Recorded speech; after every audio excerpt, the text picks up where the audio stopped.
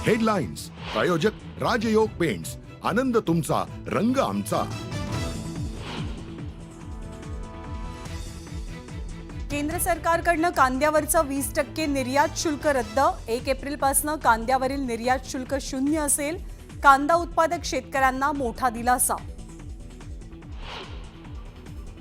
नागपूरमधील 5 परिसरातली संचारबंदी उठवली तर 3 भागातल्या संचारबंदीमध्ये शिथिलता.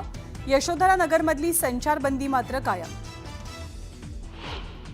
नागपुरातील नुकसान दंगलखोरांकडूनच वसूल करणार. गरज पडल्यास मालमत्तेवरतीही टाच आणणार. तर वेळेप्रसंगी बुलडोझरही वापरण्याचा मुख्यमंत्र्यांचा इशारा. नागपूर हिंसाचाराचं मालेगाव कनेक्शन समोर. आरोपींना मालेगावातील पक्षानं मदत केल्याची माहिती. तर सोशल मीडियावरती माथी भडकवणारे काही व्हिडिओ मालेगावमधनं प्रसारित. प्रशांत कोरटकरचा पासपोर्ट पत्नीकडनं पोलिसांकडे जमा. कोरटकर देशाबाहेर गेला नसल्याच्या न्यूज 18 लोकमतच्या बातमीवर शिक्कामोर्तब. तर प्रशांत कोरटकर विरोधात लुकआउट नोटीस जारी. आदित्य ठाकरेंचं मुख्यमंत्री देवेंद्र फडणवीसांना पत्र. मुंबईतील रस्त्यांच्या घोटाळ्याची चौकशी करण्याची मागणी करत शिंदेंवरती आरोप. काल भाजप आमदारांकडूनही सभागृहात रस्त्यांचा मुद्दा उपस्थित. चित्रा वाघ एकट्या नाहीत. भाजपसह नारायण राणे त्यांच्या पाठीशी आहेत.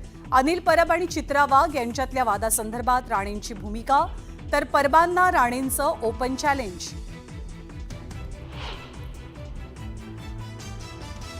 आमच्या सरकारच्या काळात कधी दंगली घडल्या नाहीत. खासदार संजय राऊतांचं वक्तव्य. तर उद्धव ठाकरेंनी दंगली कधी घडवायच्या यासाठी मातोश्रीवरती बैठका घेतल्या. नितेश राणेंचा दावा. जनता जातीवादी नाही तर पुढारी जातीवादी आहेत.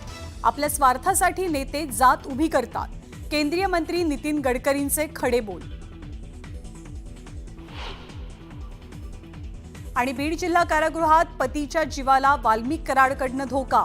दादा खिणकरच्या पत्नीचं कारागृह अधीक्षकांना पत्र. खिणकरला संरक्षण देत सीसीटीव्हीच्या निगराणीखाली ठेवण्याची मागणी.